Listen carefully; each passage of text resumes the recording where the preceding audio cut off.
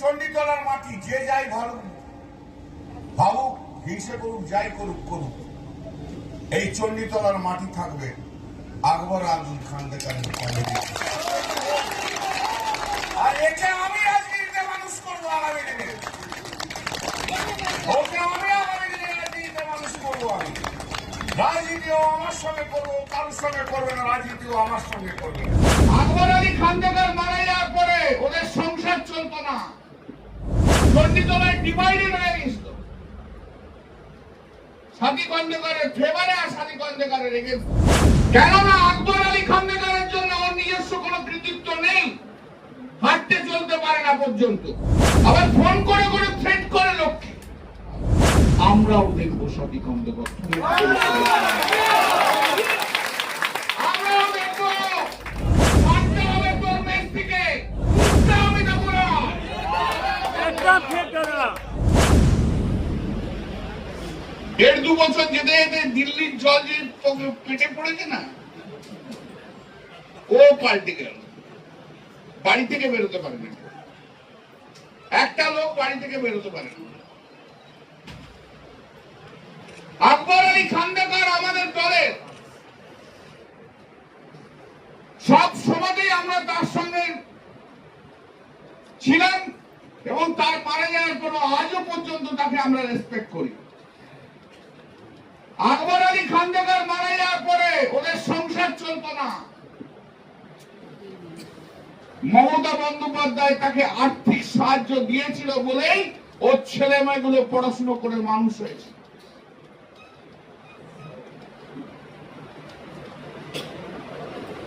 দু 2006 সালে ওকে চণ্ডীতলায় ক্যান্ডিডেট করেছিল, হেরে গেছিল। 2009 নির্বাচনে আমি চণ্ডীতলা থেকে জিতি।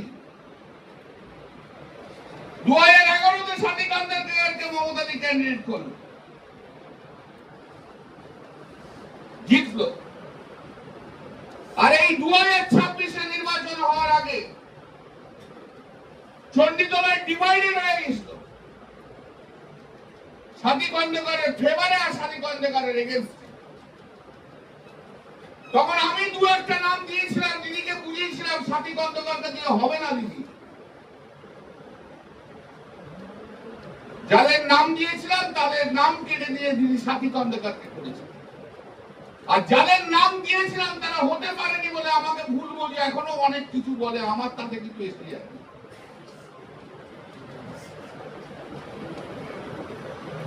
কেননা আকবর আলী খান্দেকারের জন্য ওর নিজস্ব কোনো কৃতিত্ব নেই, হাঁটতে চলতে পারে না পর্যন্ত। সেও চলে গেল ঋতুব্রত ব্যানার্জি। আবার ফোন করে করে থ্রেট করে লক্ষ্যে, তোমরা যদি কালকে মিটিং এ যাও, মানে আজকের মিটিং এ যাও, তোমাদের সঙ্গে শেষ দেখা হবে, আমরাও দেখবো সাথী খন্দকার, আমরাও দেখবো। কিরে বিকাশ, বল তুই কোন দিকে আছিস? দিল্লির সঙ্গে আছিস, আমাদের সঙ্গে আছিস? ছাড়তে হবে তোর মেস থেকে, তবে হবে, একদম সোজা কথা, ঢুকতে হবে না পুরো একদম ঠিক না। যা শুভেন্দু অধিকারীর পায়ে ধরে পুলিশ দিয়ে, বিজেপির লোক নিয়ে মিটিং কর, তৃণমূলের রাষ্ট্রীয় লোক তোমার সঙ্গে চণ্ডীতলার বিধায়ক সাথী খন্দকার।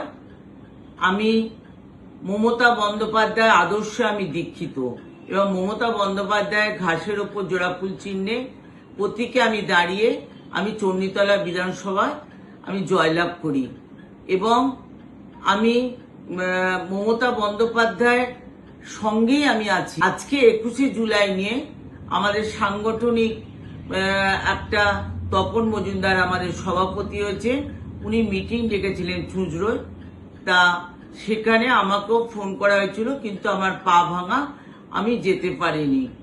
উনি যা পারলেন তাই বললেন। আকবর আলী খন্দকারের জন্য টিকিট পেয়েছি, ওর কি অকাদ আছে। আমার বাবা কংগ্রেসে আমলে তিনি ছিলেন কাউন্সিলর, আমার পরিবার কংগ্রেসের পরিবার, তাই আমি রাজনীতি বুঝি, আমি বুঝি না এমন কথা নয়।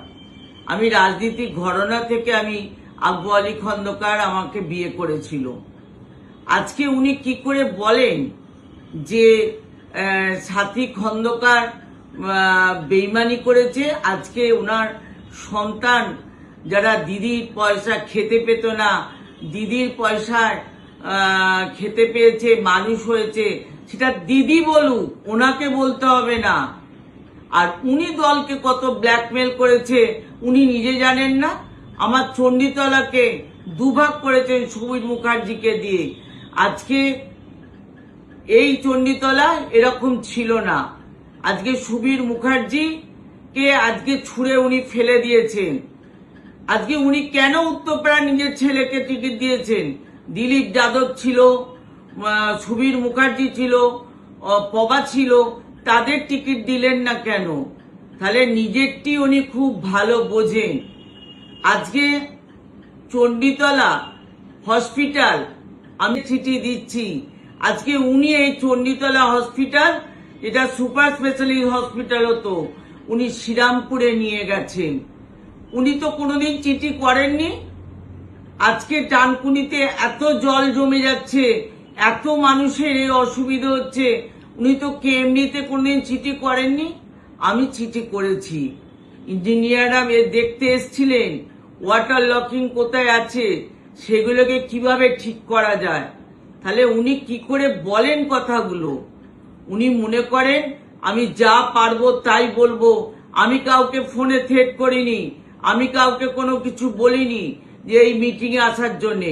ওনাকে প্রমাণ দেখাতে হবে যে আমি কাকে থ্রেট করেছি, আমি কাকে বলেছি। উনি সারা জীবন নিজের ছাড়া কিছু বোঝেন না। উনিও তো 6 সালে হেরে গিয়েছিলেন। এই শ্রীরামপুর পার্লামেন্টটাই ওনার দরকার। অপরের চাষ করা জমিতে উনি দাঁড়িয়ে উনি হয়েছেন সাংসদ। উনার কি ক্ষমতা আছে? উনি আবার এত কথা বলেন। আজকে আমার পা ভেঙে গেছে, 41 দিন 42 দিন হয়ে গেছে, একটা সাংসদ ফোন করেনি।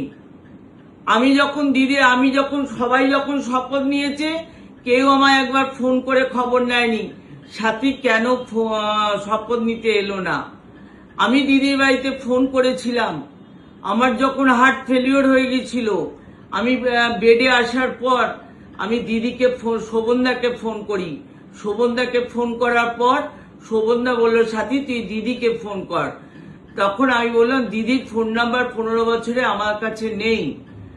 আজকে উনি কি করে বলেন? আমি ফোন করেছিলাম দিদির ল্যান্ড ফোনে, তখন সুভাষিস বাবু বলে কে একজন ফোন ধরেছিলেন, ধরে বলেন আপনি ফোন করুন শোভনদেব চট্টোপাধ্যায়কে। আমি বলেছিলাম আমি শোভনদেবদাকে ফোন করেছি, আপনি এই কথাটা বলবেন যে আমি আকবরের বউ, আকবর অনেক পুরনো দিদিকে, যে আমি শপথ নিতে পারিনি, আমার পাটা ভেঙে গেছে। উনি বললেন আমিও পুরনো, বলে ফোনটাকে ধপাং করে কেটে দিলেন। তাহলে আমার প্রতি কি অন্যায় অবিচার হয়েছে?